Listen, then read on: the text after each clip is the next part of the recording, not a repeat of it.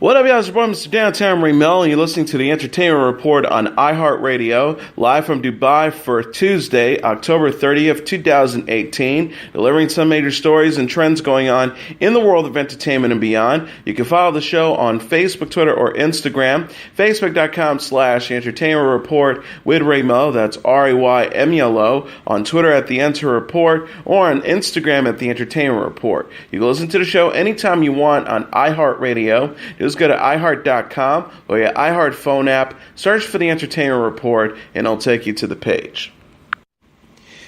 Tiffany Haddish was all smiles on the red carpet Sunday. The 38-year-old actress attended the New York premiere of her movie Nobody's Fool at the AMC Lincoln Square Theater on the Upper West Side. Haddish wore a purple, blue, and green jumpsuit with a ruffled shoulder and belted waist. She walked the red carpet with director Tyler Perry and several co-stars, including Whoopi Goldberg, Tika Sumpter, and Omari Hardwick. Nobody's Fool stars Haddish as Tanya, a woman who learns her sister, Sumpter, is in an online relationship with a man who might be catfishing her.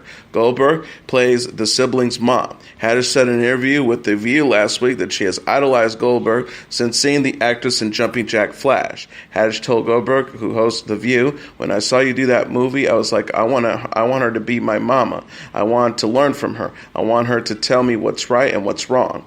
I would pray on it all the time." She also added, "It was such an honor. I want to do more movies with you. She's supported me for a long time, and I didn't even know it. I'm going to get an EGOT too one day." Nobody's Fool opens in theaters on Friday. Former Olympic gymnast Lou Retton became the latest celebrity sent home on Dancing with the Stars Season 27 Monday night. Retton said after she and her professional dance partner Sasha Farber were eliminated from the competition, "This has been the time of my life. I hadn't challenged myself in decades, and I challenged myself, and I'm off to a fresh new start." Still, in the running for the coveted Mirror Ball Trophy are radio personality Bobby Bones, Fuller House star Juan Pablo de Pace, model Alexis Wren, Dukes of Hazzard and Smallville star John Schneider, Harry Potter icon Evanna Lynch, former NFL star DeMarcus Ware, Disney Channel alum Milo Manheim, and Bachelor in Paradise star Joe Amabile. Tom Bergeron and Aaron Andrews are the show's hosts. The judges panel is comprised of Caroline Inaba, Len Goldman, and Bruno Tonini. Netflix released Monday the first trailer for their upcoming documentary Dogs that will highlight the special relationships canines form with humans. The clip features footage from the series, including one dog owner whose journey brings to Syria in order to bring his dog Seuss home, and a young girl who is given a service dog in order to help with a disability. The 6-part series from executive producer Glenn Zipper and Amy Berg will also feature episodes of an Italian fisherman who uses his Labrador to help with the family business, 2 world-renowned dog groomers who enter into a competition in Los Angeles, a sanctuary in Costa Rica that houses thousands of dogs, and an episode that examines the adoption of dogs in New York City. Voiceover says, "I think we're just scraping the surface of what dogs can really do." Dogs is set to arrive on Netflix on November 16th. The streaming service on Twitter says that the program will make viewers laugh, cry, and hug the nearest dog. Jenni JWoww Farley and Roger Mathews are giving fans a glimpse into their family Halloween photo shoot. The estranged couple dressed up as characters from the Disney movie Moana with their 2 children, 4-year-old daughter Milani and 2-year-old son Grayson. Farley shared a behind-the-scenes video from the photo shoot Monday on Instagram. The clip shows Mathews dressed as Chief Tui and Milani as Moana. Farley captioned the post, "Behind the scenes of the Mathews annual Halloween photo shoot. This year we dress up as Bubby's favorite movie, Moana." Farley also posted a full-length version of the video on YouTube. She and her family have previously dressed up as the characters from The Addams Family, The Incredibles, and The Cat in the Hat.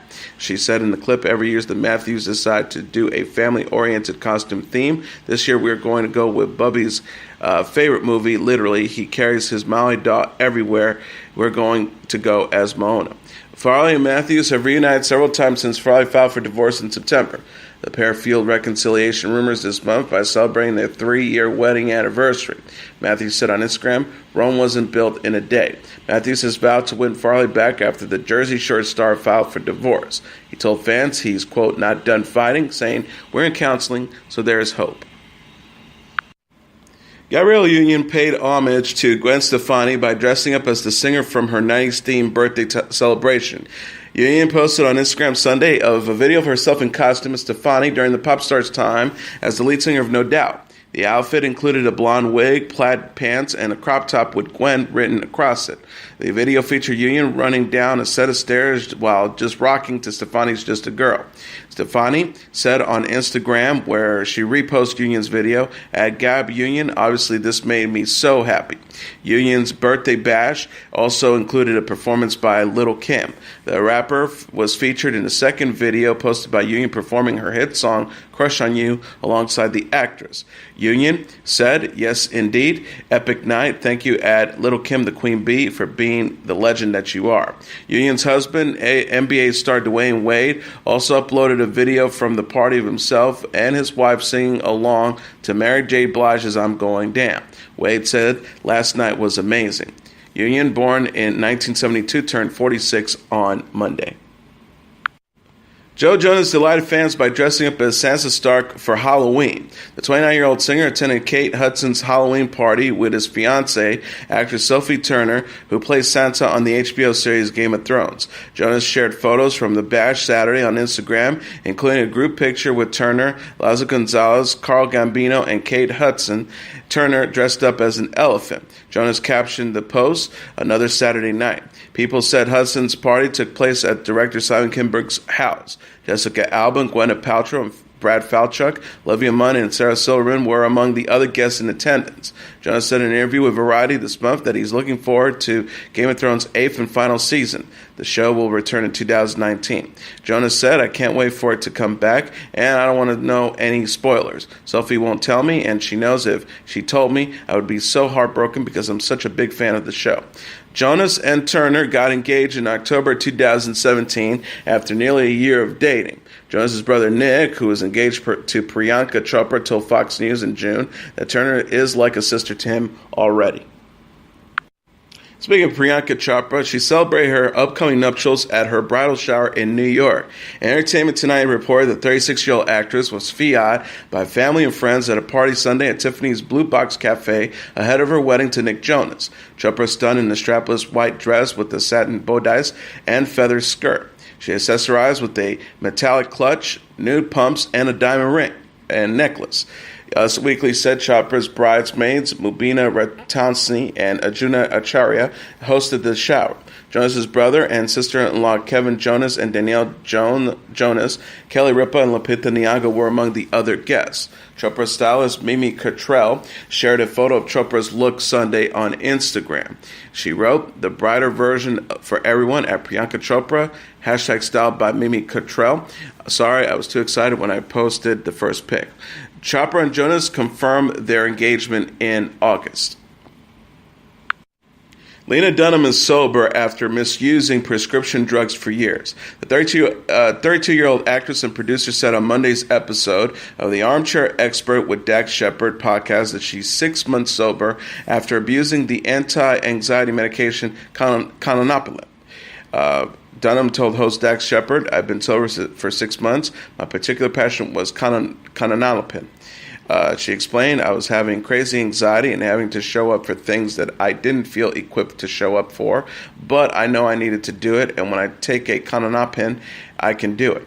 Dunham says Klonopin, a type of benzodiazepine, made her feel like the person she supposed to be. Over the years, she started taking the drugs more frequently, which built up her tolerance to its effects. The star shared, it stopped being, I take one when I fly, to I take one when I'm awake.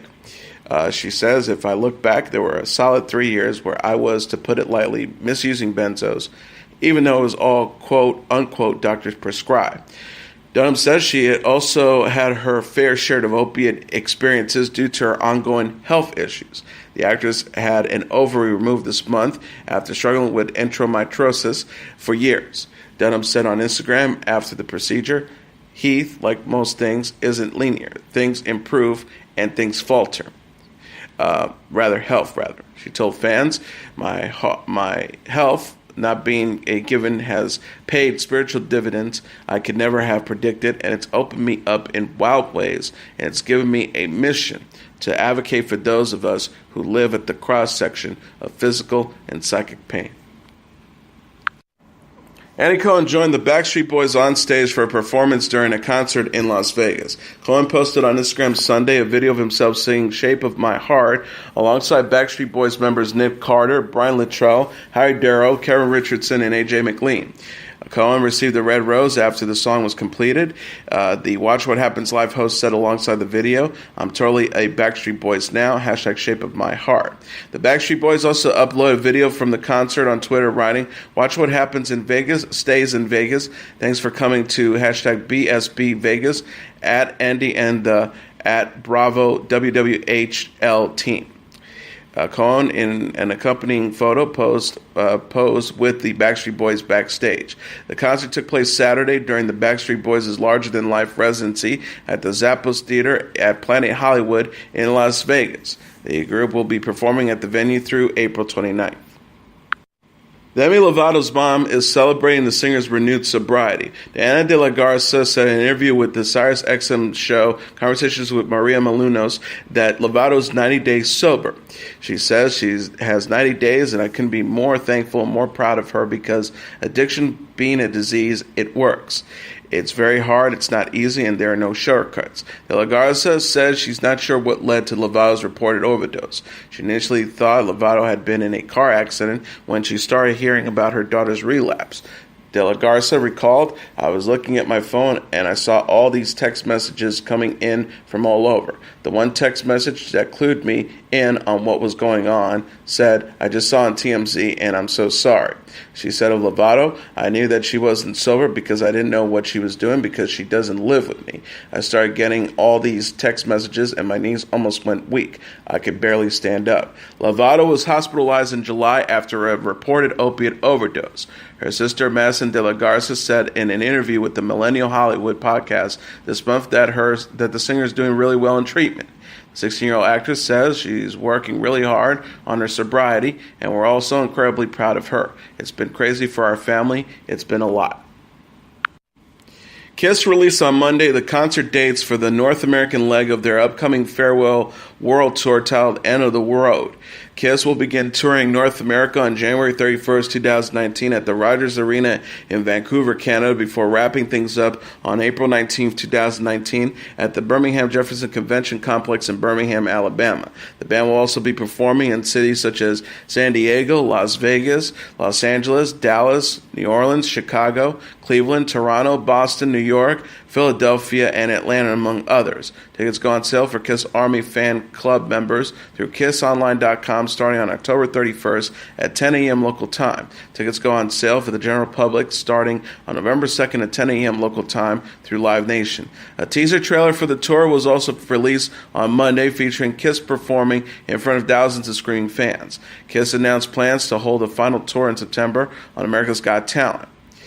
The group said in a statement at the time, "All that we have built and all that we have conquered over the past 4 decades could never have happened without the millions of fans worldwide who filled clubs, arenas, and stadiums over the years.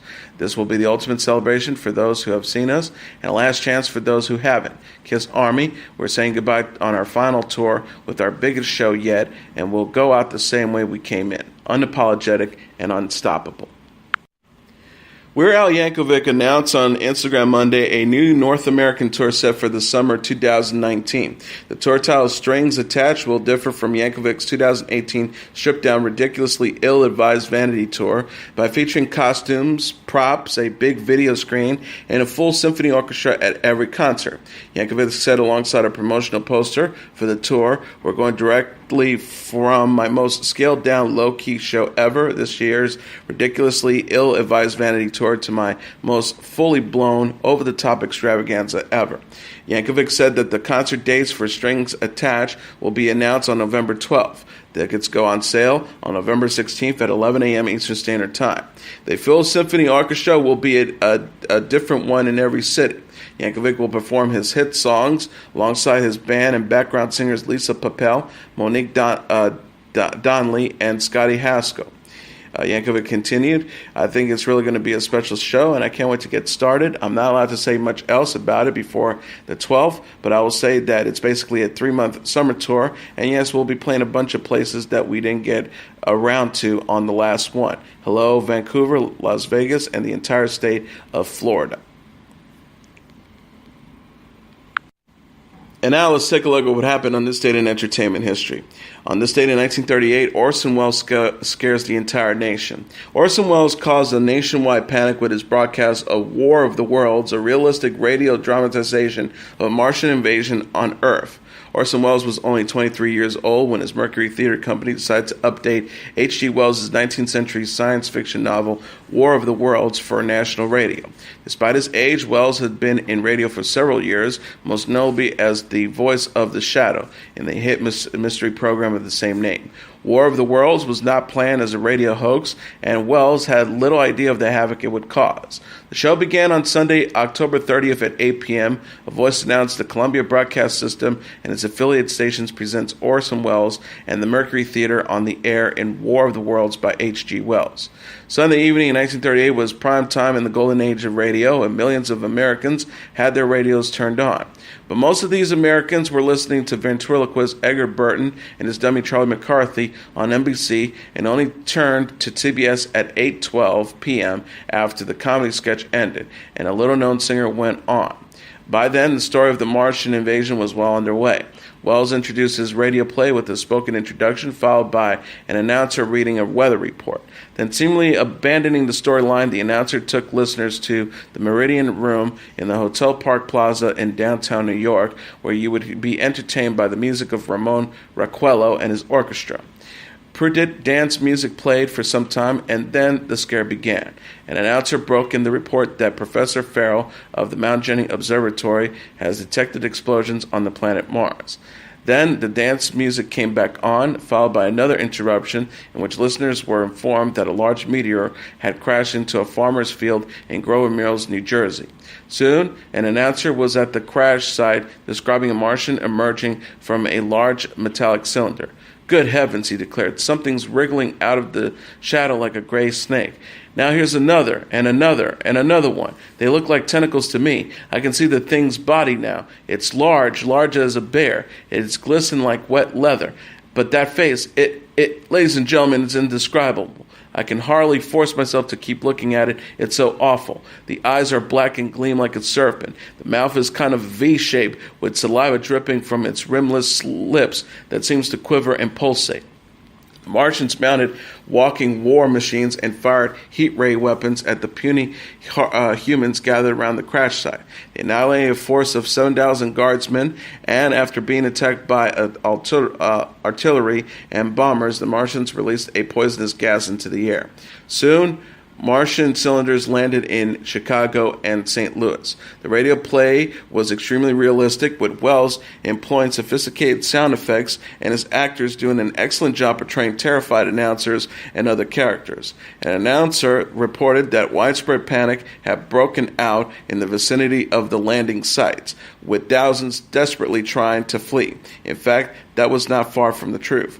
Perhaps as many as 1 million radio listeners believed that a real Martian invasion was underway. Panic broke out across the country. In New Jersey, terrified civilians jammed highways, seeking to escape the alien marauders.